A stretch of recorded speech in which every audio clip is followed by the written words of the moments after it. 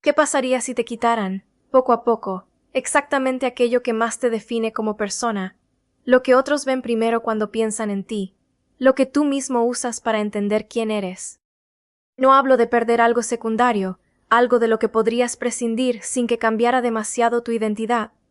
Hablo de perder el centro mismo de lo que construiste como tu propósito, tu talento, tu forma de estar en el mundo, y no de perderlo de golpe, en un instante que al menos podrías señalar con claridad, sino de sentir cómo se va, año tras año, de forma lenta e implacable, mientras tú sigues aferrado a la esperanza de que quizás se detenga, de que quizás no sea tan grave como temes. Hay un hombre cuya identidad entera, desde niño, estuvo construida alrededor de un solo sentido, el oído. Su capacidad excepcional para escuchar, combinar y crear sonido era, literalmente, la razón por la que el mundo lo conocía, lo admiraba, lo necesitaba. Y a los 28 años, en la plenitud de su carrera, comenzó a perder ese mismo sentido, de forma progresiva e irreversible, hasta quedar completamente sordo décadas antes de morir. Su nombre era Ludwig van Beethoven. Y lo que hizo con esa pérdida, lo que decidió ser, una vez que aquello que más lo definía le fue arrebatado, es una de las historias más extraordinarias que existen sobre la posibilidad de reconstruir una identidad desde un lugar completamente distinto al que siempre habías conocido. Nació probablemente el 16 de diciembre de 1770 en Bonn, entonces parte del Sacro Imperio Romano Germánico, aunque la fecha exacta no quedó registrada con certeza, solo se conserva el registro de su bautismo, al día siguiente.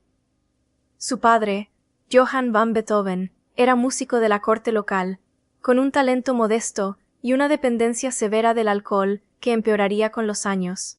Su madre, María Magdalena, era una mujer descrita por quienes la conocieron como gentil y paciente, en marcado contraste con el temperamento de su esposo. Al enterarse del éxito comercial que Wolfgang Amadeus Mozart, unos años mayor, estaba teniendo como niño prodigio, recorriendo las cortes de Europa, Johann decidió replicar esa fórmula con su propio hijo, sin importarle demasiado el bienestar del niño en el proceso. Sometió a Ludwig, desde una edad extremadamente temprana, a sesiones de práctica musical brutales, muchas veces despertándolo en mitad de la noche, tras regresar de beber, para exigirle que tocara el piano o el violín durante horas frente a él o frente a amigos convocados de improviso, recurriendo con frecuencia a castigos físicos, cuando el niño cometía errores o mostraba cansancio. Llegó incluso a mentir públicamente sobre la edad real de su hijo, restándole 2 años, para presentarlo como un prodigio todavía más precoz de lo que en realidad era. A pesar de ese entorno hostil y de un padre cuyo interés parecía más orientado al beneficio económico y al prestigio personal que al bienestar del niño, el talento musical de Ludwig resultó ser genuinamente excepcional, y para su adolescencia ya había comenzado a ganarse un lugar propio como compositor e intérprete en los círculos musicales de Bonn.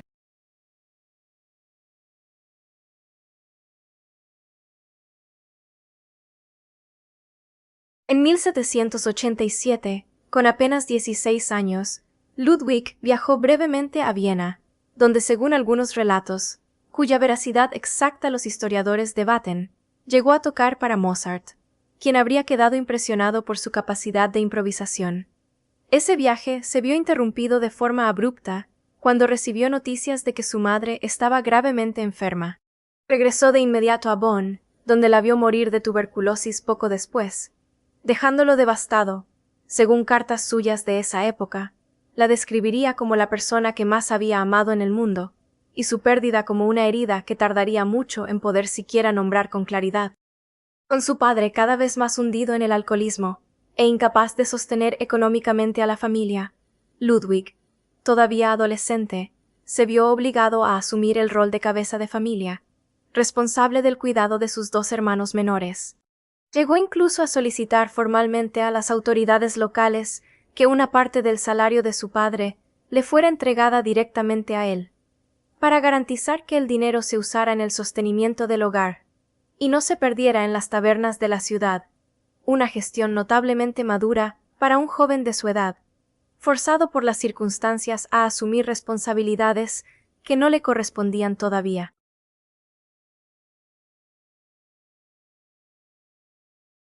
En 1792, con 21 años, Beethoven se trasladó definitivamente a Viena, entonces la capital musical indiscutible de Europa, donde estudiaría brevemente con Joseph Haydn, uno de los compositores más consagrados de la época.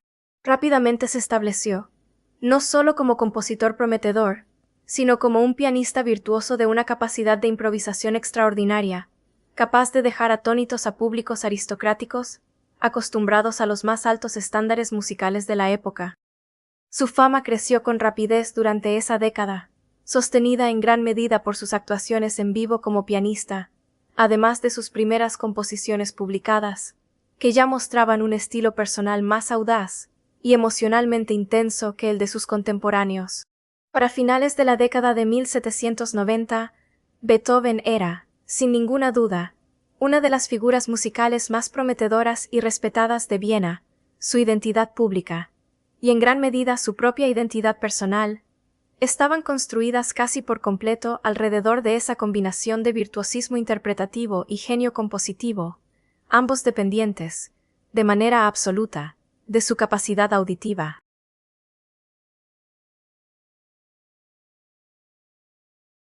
Alrededor de 1798, cuando tenía apenas 27 o 28 años, Beethoven comenzó a notar los primeros síntomas de lo que sería una pérdida auditiva progresiva e irreversible.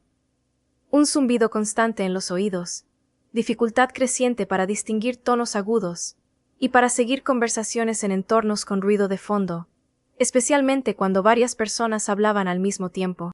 Las causas médicas exactas de su condición siguen siendo objeto de debate entre historiadores de la medicina. Hasta el día de hoy, se han propuesto explicaciones que van desde una otosclerosis progresiva hasta intoxicación por plomo, sin que exista un consenso definitivo.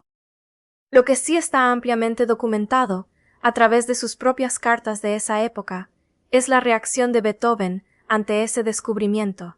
El miedo y la vergüenza lo llevaron a ocultar su condición durante varios años, incluso frente a sus amigos más cercanos, evitando cada vez más los encuentros sociales para que nadie notara su dificultad creciente para seguir una conversación normal. En una carta de 1800, dirigida a un amigo de confianza, describió el terror que sentía ante la posibilidad de que su condición se hiciera pública, dado que, en sus propias palabras, ¿cómo podría un músico, cuya profesión entera dependía de un sentido más agudo que el de cualquier otra persona, confesar abiertamente que estaba perdiendo precisamente ese sentido?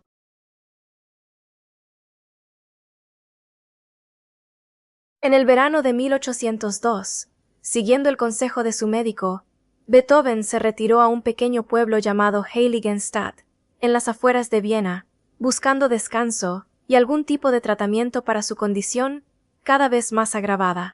Fue ahí, en octubre de ese mismo año, donde escribió un extenso documento dirigido a sus dos hermanos, un texto que nunca llegó a enviar, y que solo sería descubierto entre sus pertenencias tras su muerte, muchos años después, conocido hoy como el Testamento de Heiligenstadt. En ese documento, Beethoven describe con una honestidad desgarradora el sufrimiento acumulado de los últimos 6 años, ocultando su condición por miedo a que otros lo consideraran menos capaz, o incluso ridículo, evitando activamente el contacto social, no por misantropía, como muchos de sus conocidos habían empezado a suponer, sino por la vergüenza y el dolor de no poder participar plenamente en conversaciones que antes disfrutaba. Confiesa haber llegado a considerar seriamente terminar con su propia vida, y explica, con una claridad que sorprende por su profundidad filosófica en medio de tanta angustia personal, qué fue exactamente lo que lo detuvo. Sintió que todavía no había logrado expresar completamente, a través de su música, todo lo que sentía que llevaba dentro, y que abandonar la vida antes de haberlo hecho le resultaba, en sus propias palabras, imposible de aceptar.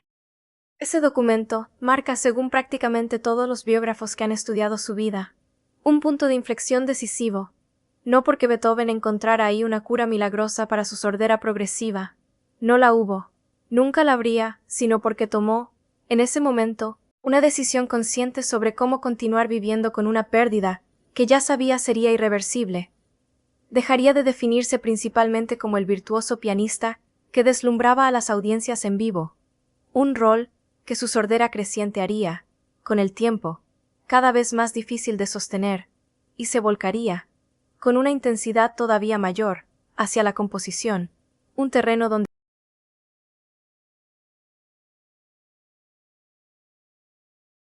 en los años siguientes a Heiligenstadt, mientras su capacidad auditiva continuaba deteriorándose de forma constante, Beethoven entró en lo que muchos historiadores de la música consideran su periodo creativo más audaz e innovador, produciendo algunas de las obras que redefinirían por completo los límites de la música clásica de su tiempo: sinfonías, sonatas y cuartetos de cuerda que rompían deliberadamente con las convenciones formales que él mismo había dominado a la perfección en su juventud, explorando estructuras más largas, contrastes emocionales más extremos y una intensidad expresiva que sus contemporáneos encontraban, en ocasiones.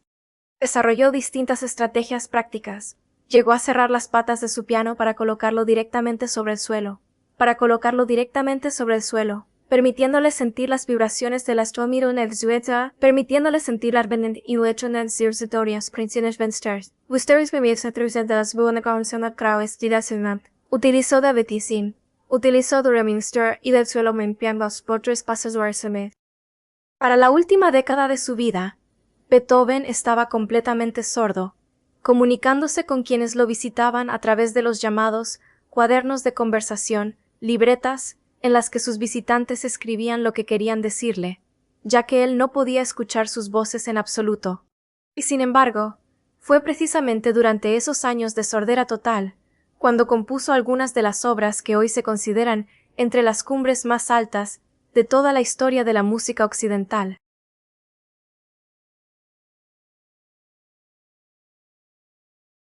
El 7 de mayo de 1824, en Viena, se estrenó la Novena Sinfonía de Beethoven, una obra monumental que incorporaba, por primera vez en la historia de la sinfonía como género, voces y coro completo en su movimiento final, sobre un texto que celebraba la fraternidad universal entre los seres humanos. Beethoven, completamente sordo para ese momento, participó activamente en la dirección del estreno, de pie junto al director principal, marcando el tempo según la partitura que conocía de memoria absoluta, aunque no podía escuchar ni una sola nota de lo que la orquesta y el coro estaban interpretando en ese momento. Según uno de los relatos más citados sobre ese estreno, al finalizar la interpretación, el público estalló en un aplauso y una ovación extraordinarios, pero Beethoven, de espaldas al público, y sin poder escuchar absolutamente nada de esa respuesta, permaneció ajeno a lo que ocurría a sus espaldas, hasta que una de las cantantes solistas lo tomó suavemente del brazo y lo giró para que pudiera ver, con sus propios ojos, la ovación de pie de todo el teatro, un aplauso que él, el compositor de la obra que acababa de conmover a cientos de personas hasta las lágrimas, no podía oír en absoluto, y que solo pudo presenciar visualmente, gracias a ese gesto de alguien más.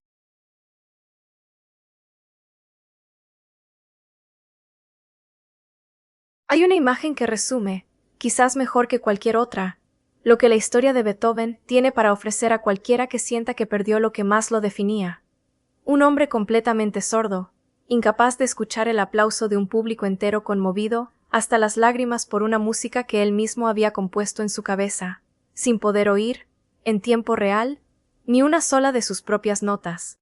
Si Beethoven hubiera definido su identidad de forma inamovible, para siempre, como el virtuoso que deslumbra tocando en vivo frente a un público, el rol que ocupaba con orgullo en su juventud, antes de la sordera, su historia habría terminado, en términos prácticos, alrededor de 1800, cuando esa forma específica de estar en el mundo empezó a volverse cada vez más inviable. Pero no definió su identidad de esa forma tan rígida, ni tampoco de forma automática, o sin lucha. El testamento de Heiligenstadt deja absolutamente claro que atravesó, antes de esa decisión, una desesperación real y profunda, incluyendo pensamientos serios de terminar con su vida.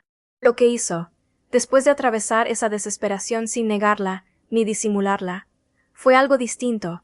Encontró, dentro de sí mismo, una versión más amplia y menos dependiente de un solo sentido físico, de lo que realmente lo definía.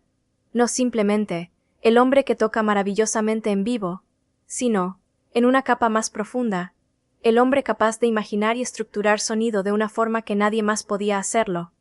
Una capacidad que resultó, no dependía por completo de su oído físico externo, sino de algo construido durante décadas en su memoria y su imaginación interior. Si hoy sientes que perdiste, o estás perdiendo poco a poco, exactamente aquello que más te definía, tu salud, una capacidad física, una relación que sostenía tu identidad, un rol que ocupabas con orgullo, y que ya no puedes sostener de la misma forma.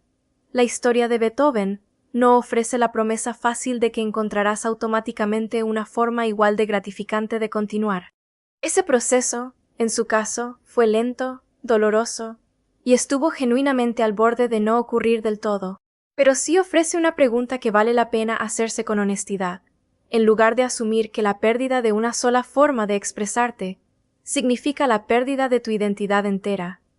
¿Qué parte más profunda de lo que crees que te define no depende, en realidad, de la forma específica en la que hasta ahora la has expresado? Beethoven no dejó de ser músico cuando perdió el oído. Descubrió, en cambio, que ser músico, en su versión más profunda, nunca había dependido solamente de escuchar.